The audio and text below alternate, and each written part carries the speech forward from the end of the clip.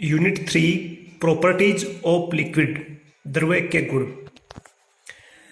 Liquids के अंदर आज हम लिक्विड्स का फ्लो किस प्रकार होता है, यानी लिक्विड किस प्रकार से बहता है उसके बारे में पढ़ेंगे। अपने सिलेबस का टॉपिक है 3.5 streamline flow and turbulent flow, यानी धारारेखीय प्रवाह और विक्षुब्ध प्रवाह।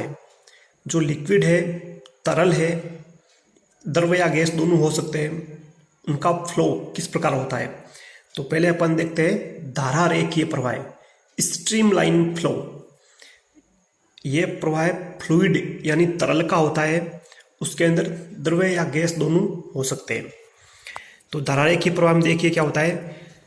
जब किसी तरल का प्रवाह इस प्रकार होता है कि किसी बिंदु से गुजरने वाले तरल के प्रत्येक कण का मार्ग ठीक वही होता है जो उस बिंदु से गुजरने वाले पहले कण का था, तब तरल का प्रवाह धारारेखीय प्रवाह कहलाता है।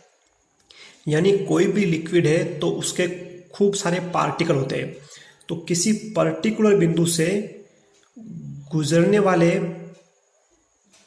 तरल के प्रत्येक कण का मार्ग, यानी किसी पर्टिकुलर बिंदु से गुजरने वाले प्रत्येक कण का मार्ग ठीक वही होता है जो उसे बिंदु से गुजरने वाले पहले कण का था, तब तरल का प्रवाह धारारेखीय होता है। यानी अभी इसको अपन डायग्राम से भी समझेंगे कि किसी पर्टिकुलर बिंदु से जो कण गुजरता है उसका वेग और दिशा ठीक वही होती है, उसका मार्ग वही होता है जो उससे पहले वाले कण का था। इस प्रकार का प्रवाह धारारेखीय प्रवाह कहलाता है। और जिस पथ पर कण गति करता है उसे धारारेखा स्ट्रीमलाइन कहते हैं, यानी जिस मार्ग पर वो कण गति करते हैं उस मार्ग को अपन स्ट्रीमलाइन धारारेखा कहते हैं। अब देखिए धारारेखीय प्रवाह क्या क्या विशेषताएं होती है। नंबर 1, धारारेखा के किसी बिंदु पर खींची गई स्पर्शरेखा उस बिंदु पर तरल के वेग की दिशा प्रदर्शित करती है।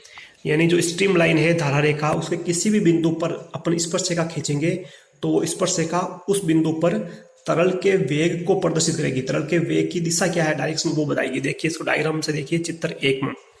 फिगर 1 में अपन ने स्ट्रीमलाइन फ्लो लिया है, धारारेखीय प्रवाह लिया है। इसमें एक धारारेखा दिखाई गई है ए बी सी करके, जिसमें 3 पॉइंट है ए बी और सी।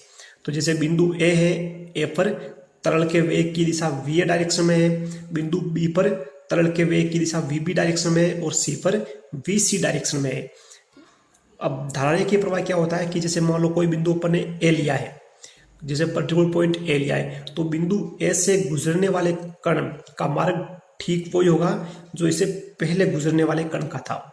तो इस प्रकार का प्रवाह स्ट्रीमलाइन प्रवाह कहलाता है।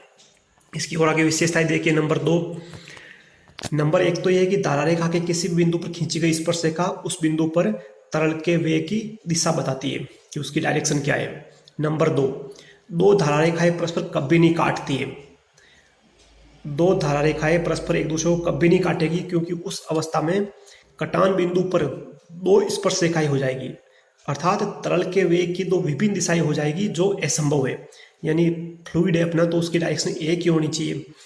नंबर 3, यद्यपि एक धारा के विभिन्न स्थानों पर कण के वेग तथा दिशा भिन्न भिन्न हो सकते हैं, यानी जैसे ए पर उसका वेग कुछ और होगा, डायरेक्शन कुछ और होगी, बिंदु बी पर डायरेक्शन और वेग चेंज हो सकते हैं, सी पर चेंज हो सकते हैं, लेकिन किसी एक बिंदु से गुजरने वाले सभी तरल कणों की गति की दिशा में चाल एक समान ही होती है। जैसे मान लो अपन ने पॉइंट बी लिया है तो और सी लिया, तो बी और सी पर तरल का वेग और डायरेक्शन दोनों डिफरेंट हो सकते हैं, लेकिन कोई एक ही बिंदु है मान लो बी, तो उससे गुजरने वाले सभी कणों का वेग समान होगा और उनकी दिशा भी समान होगी। तो धारारेखीय प्रवाह की एक इंपॉर्टेंट प्रॉपर्टी है, ये विशेषता है कि किसी एक ही बिंदु से गुजरने वाले सभी कणों की दिशा और चाल एक समान होते हैं। नंबर 4, धारारेखा की आकृति सरल रेखा या वक्र रेखा कुछ भी हो सकती है। जो अपनी स्ट्रीमलाइन है वो स्ट्रेट लाइन भी हो सकती है या कर्व लाइन भी हो सकती है। अब देखिए यहाँ पर अपने फिगर 1 दिखाया हुआ है स्ट्रीमलाइन का। यहाँ पर ए बी सी 3 बिंदु अपन ने लिए हैं जो एक ही धारारेखा पर स्थित है। यद्यपि कोई कण जो बिंदु ए से गुजरेगा वही कण बिंदु बी और सी से भी गुजरेगा। यानी कोई पार्टिकल है तरल का, तो जो पार्टिकल ए से गुजरेगा वही पार्टिकल पॉइंट बी से भी गुजरेगा और पॉइंट सी से भी गुजरेगा, लेकिन इस पार्टिकल के तीनों बिंदुओं पर ए, बी और सी पर वेलोसिटी डिफरेंट डिफरेंट होगी और उस वे की दिशा भी अलग अलग होगी। यानी वी ए बराबर नहीं है वी बी के, बराबर नहीं है वी सी के, यानी तीनों अलग अलग हो सकते हैं। अब चित्र 2 में अपने स्ट्रीमलाइन ट्यूब दिखाई गई है, एक धारा रेखा नली दिखाई गई है। यदि हम एक ऐसी नली की कल्पना करें जो बहुत सी धारा रेखाओं से मिलकर बनी है, तब इस काल्पनिक नली को धारा रेखा नली कहते हैं। जो खूब सारी धारा रेखाओं से मिलकर बनी है उसको अपन स्ट्रीमलाइन ट्यूब कह सकते हैं। चित्र फिगर 2 में स्ट्रीमलाइन ट्यूब दिखाई गई है। धारा रेखा नली की दीवारें सब स्थानों पर तरल के प्रवाह की दिशा में समांतर होती है। यानी जो स्ट्रीमलाइन ट्यूब है उसकी दीवारें सब दिशाओं में तरल के प्रवाह की दिशा, सब स्थानों पर तरल के प्रवाह की दिशा के समांतर होती है। अब इस नली के एक सिरे से प्रति सेकंड जितना तरल अंदर आता है उतना ही तरल प्रति सेकंड नली के दूसरे सिरे से बाहर निकलता है। यानी एक सिरे से v1 वेग से फ्लूइड अंदर आ रहा है और दूसरे सिरे से v2 वेग से तरल बाहर निकल रहा है, और जो तरल की मात्रा है प्रति सेकंड अंदर आने वाली और बाहर निकलने वाली वो सेम है। इसका मतलब v1 और v2 डिफरेंट डिफरेंट होंगे। v2 की वैल्यू ज़्यादा होगी क्योंकि वहाँ एरिया कम है तो ऑटोमेटिकली वेलोसिटी बढ़ जाएगी, और v1 की वैल्यू कम होगी क्योंकि वहाँ एरिया ज़्यादा है, और इनका जो कांस्टेंट है वो a1 v1 बराबर a2 v2 ये बराबर होता है। अब नोट देख लीजिए क्या है। किसी तरल का धारारेखीय प्रवाह तभी होता है जब तरल के प्रवाह का वेग क्रांतिक वेग से कम होता है। एक वेलोसिटी है क्रिटिकल वेलोसिटी, जिसको अपन अगली क्लास में डिफाइन करेंगे। यानी किसी फ्लूइड का धारारेखीय प्रवाह तब भी होता है जब तरल के प्रवाह का वेग क्रांतिक वेग से कम होता है। ये इसकी एक इंपॉर्टेंट कंडीशन है स्ट्रीमलाइन फ्लो की। यानी जब फ्लूइड का वेग क्रिटिकल वेलोसिटी से कम होगा तो ही वो धारारेखीय प्रवाह होगा, अदरवाइज वो धारारेखीय नहीं होकर उससे कुछ डिस्टर्ब हो जाएगा और सब कुछ नाम है। अगर क्रांतिक वेग से वेग ज़्यादा हो जाता है तो तरल का प्रवाह धारारेखीय नहीं रहकर कुछ डिस्टर्ब यानी परिवर्तित हो जाता है, और उसको बोलते हैं अपन विक्षुब्ध प्रवाह, उसको बोलते हैं टर्बुलेंट फ्लो। तो अगला टॉपिक आता है टर्बुलेंट फ्लो, विक्षुब्ध प्रवाह। अब देखिए टर्बुलेंट फ्लो क्या होता है। जब किसी तरल के प्रवाह का वेग क्रांतिक वेग से अधिक होता है, यानी लिक्विड का जो वेलोसिटी है वो क्रिटिकल वेलोसिटी से अधिक हो जाती है, तब तरल प्रवाह में कणों की गति व्यवस्थित मतलब धारारेखीय नहीं रहकर अनियमित टेढ़ी मेढ़ी जिगजैग हो जाती है। जैसे पहले अपन ने पढ़ा था कि सारे कण एक ही धारारेखा पर फ्लो हो रहे हैं, धारारेखीय गति होती है उनकी, पर जब उसकी वेलोसिटी क्रिटिकल वेलोसिटी से ज़्यादा हो जाती है तो तरल प्रवाह में कणों की गति व्यवस्थित नहीं होकर अनियमित या जिगजैग हो जाती है, तथा तरल के अंदर भंवर धाराएं उत्पन्न होती है। ऐसे गोल गोल घूमते भंवर धाराएं उत्पन्न होती है। तरल के इस प्रकार के प्रवाह को विक्षुब्ध प्रवाह टर्बुलेंट फ्लो कहते हैं।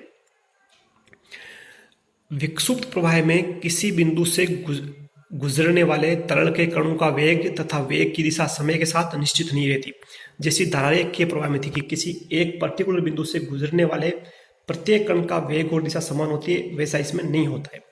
इसमें किसी बिंदु से गुजरने वाले तरल के कणों का वेग भी डिफरेंट हो सकता है और दिशा भी डिफरेंट हो सकती है किसी पर्टिकुलर बिंदु पर भी। जैसे तेज बहने वाली नदी का प्रवाह है, कोई नदी फास्ट गति से बह रही है तो उसका जो फ्लो है वो टर्बुलेंट फ्लो के अंतर्गत आता है। तो इन दोनों में मेन डिफरेंस ये है, धारारेखीय प्रवाह और विक्षुब्ध प्रवाह। अब अपन पढ़ते हैं क्रिटिकल वेलोसिटी क्या है, क्रांतिक वेग। क्रांतिक वेग की डेफिनेशन ये भी इंपॉर्टेंट है। क्रांतिक वेग किसी तरल के प्रवाह का वह वेग है, किसी तरल के यानी फ्लूइड के फ्लो होने का वह वेग है जिसे कम वेग होने पर तरल प्रवाह धारारेखीय यानी स्ट्रीमलाइन तथा जिसे अधिक वेग होने पर तरल प्रवाह विक्षुब्ध प्रवाह यानी टर्बुलेंट फ्लो हो जाता है। यानी इनके बीच का एक वेलोसिटी है क्रिटिकल वेलोसिटी जो स्ट्रीमलाइन फ्लो और टर्बुलेंट फ्लो को डिफर करती है, डिफरेंट इनको करती है। यानी उस क्रिटिकल वेलोसिटी से वेलोसिटी कम होगी। किसी फ्लूइड की वेलोसिटी, किसी तरल का वेग अगर क्रिटिकल वेलोसिटी से कम होगा तो उस तरल का प्रवाह धारारेखीय प्रवाह होगा, स्ट्रीमलाइन फ्लो होगा। तथा जब उस तरल का वेग क्रिटिकल वेलोसिटी से अधिक हो जाता है तो उस तरल का प्रवाह विक्षुब्ध प्रवाह यानी टर्बुलेंट फ्लो हो जाता है। तो क्रिटिकल वेलोसिटी जो है वो स्ट्रीमलाइन फ्लो और टर्बुलेंट फ्लो दोनों को डिफाइन करती है। इसका अपन एक फॉर्मूला भी ड्राइव करेंगे जो कि नेक्स्ट क्लास में